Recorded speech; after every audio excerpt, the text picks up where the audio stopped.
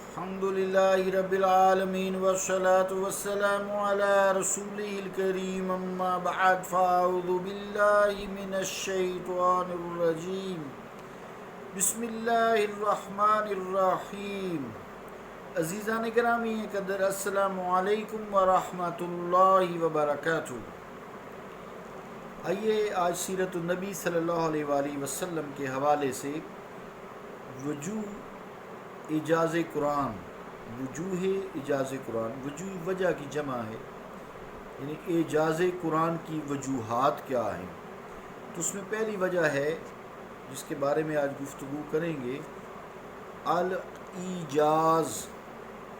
الایجاز یعنی وہ بات جن کے باعث قرآن مجید معجزہ ہے، اور اس نے تمام مخالفین کو اس بات سے عاجز کر دیا ہے کہ وہ اس کے مقابلہ میں زیادہ نہیں تو کم از کم اس جیسی ایک ہی صورت پیش کریں۔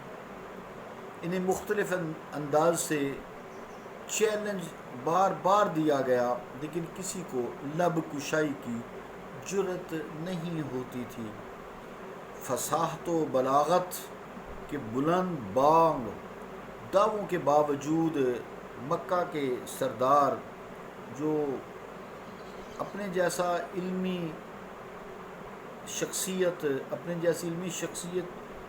پوری دنیا میں نہیں رکھتے تھے، علم بہت زیادہ تھا، فصاحت، بلاغت، شاعری، خطابت بہت زیادہ تھی، تو وہ بھی قرآن مجید کی ایک آیت ہی سن کے ساکت و سامد ہو جایا کرتے تھے، ایسے لگتا تھا جیسے انہیں سانپ سونگھ گیا ہے۔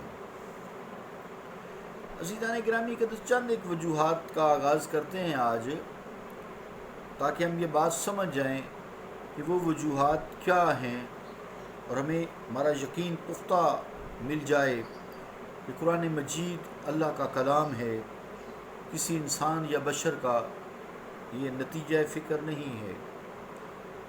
قرآن مجید کے معجزہ ہونے کی ایک وجہ ایجاز ہے، اور ایجاز کا مفہوم علماء معانی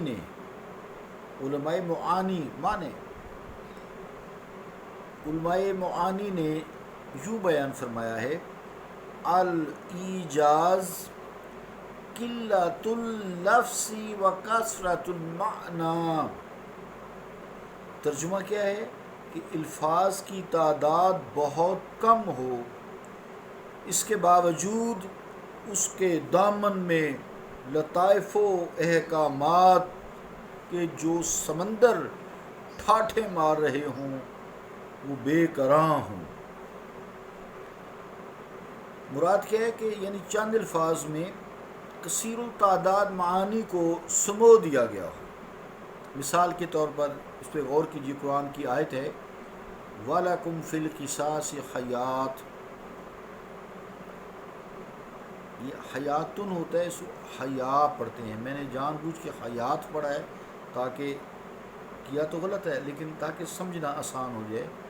وَلَكُمْ فِي الْقِصَاصِ حَیَاتٌ یا اُولِي الْأَلْبَابِ، ویسے تو پوری آیت ہی ہے لیکن آپ یہ چھوٹے الفاظ سے جہاں میں غرض ہے مطلب سمجھنے کے لیے، وَلَكُمْ فِي الْقِصَاصِ حَیَا، اس لیے کیا تاکہ حیا اور وہ حیات کے الفاظ جو ہے وہ مل نہ جائیں، تا دو پیش تن ہے آخر میں، حیاتن ایسے کہہ لیں، یہ آسان ہو گیا۔ اور وَلَكُمْ فِي الْقِصَاصِ حَیَاتٌ،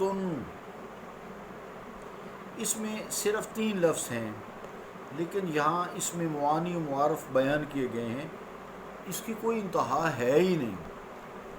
ان 2 کلمات میں قاتل کی سزا بھی بیان کر دی گئی ہے، اور اس میں جو حکمتیں پوشیدہ ہیں ان کو بھی واضح انداز میں بیان کر دیا گیا ہے۔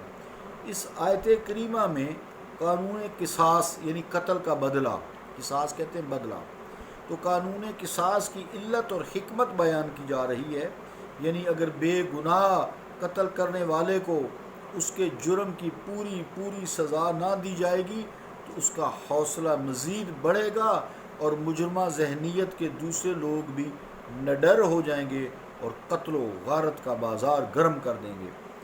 لیکن اگر قاتل کو اس کے جرم کے بدلے قتل کر دیا جائے گا تو دوسرے مجرم بھی اپنا بھیانک انجام دیکھ کر باز آ جائیں گے، اس طرح جرائم کا خاتمہ ہو جائے گا، اس طرح ایک قاتل کو قتل کرنے سے بے شمار معصوم جانیں قتل و غارت سے بچ جائیں گی۔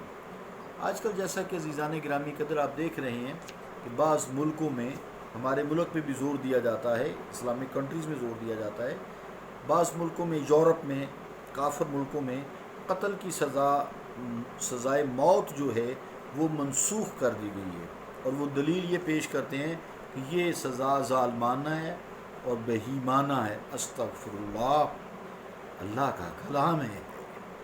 مقتول تو کہتے ہیں وہ قتل ہو چکا، اب اس کے بدلے میں دوسرے آدمی کو تختہ دار پر لٹکا دینا بے رحمی تو نہیں تو اور کیا ہے؟ عزیزان گرامی قدر ذرا غور فرمائیں، آپ خوفناک حقائق کو دلکش عبارتوں سے حسین تو بنا سکتے ہیں، لیکن نہ آپ ان کی حقیقت کو بدل سکتے ہیں اور نہ ان کے برے نتائج کو روح پذیر ہونے سے روک سکتے ہیں۔ جس ملک کے قانون کی آنکھیں ظالم قاتل کے گلے میں پھانسی کا پھندا دیکھ کر پرنم ہو جائیں، اس ملک میں مظلوموں بے کسی کا پھر خدا ہی حافظ ہے۔ وہ معاشرہ اپنی آغوش میں ایسے مجرموں کو ناز و نیم سے پال رہا ہے جو اس کے چمنستان کے شگفتہ پھولوں کو مسخ کر رکھ دیں گے۔ وہ دین جو دین فطرت ہے، جو ہر قیمت پر عدل و انصاف کو ترازو برقرار رکھنے کا علم بردار ہے، اس سے ایسی بے جا بلکہ نازیبا ناز برداری کی توقع عبث ہے۔ عزیزان گرامی قدر، اس مفہوم کو بیان کرنے کے لیے بڑے بڑے بلغاء نے کوشش کی ہے، لیکن قرآن کریم کے ایک جملہ میں جو وسعت اور جامعیت ہے وہ اس کی گرد راہ کو بھی نہیں پہنچ سکتے۔ وَلَكُمْ فِي الْقِصَاصِ حَيَاتٌ، کتنا سمندر ٹھاٹھے مارتا ہوا۔ تو کلام الہی کے اس ایجاز کو دیکھ کر بڑے بڑے خطباء اور شعراء دم بخود ہو جایا کرتے تھے۔ اس کو انشاءاللہ کنٹینیو رہے گا، کچھ عرصے تک یہ چلے گا، اس کو سمجھے کہ قرآن کریم کا کیا شان ہے، ایک ٹھاٹھے مارتا ہوا معانی کا سمندر ہے۔ صلی اللہ تعالیٰ علی رسول خیر خلقہ محمد وعلی آلہ وصحبہ اجمعین برحمتک یا ارحم الراحمین۔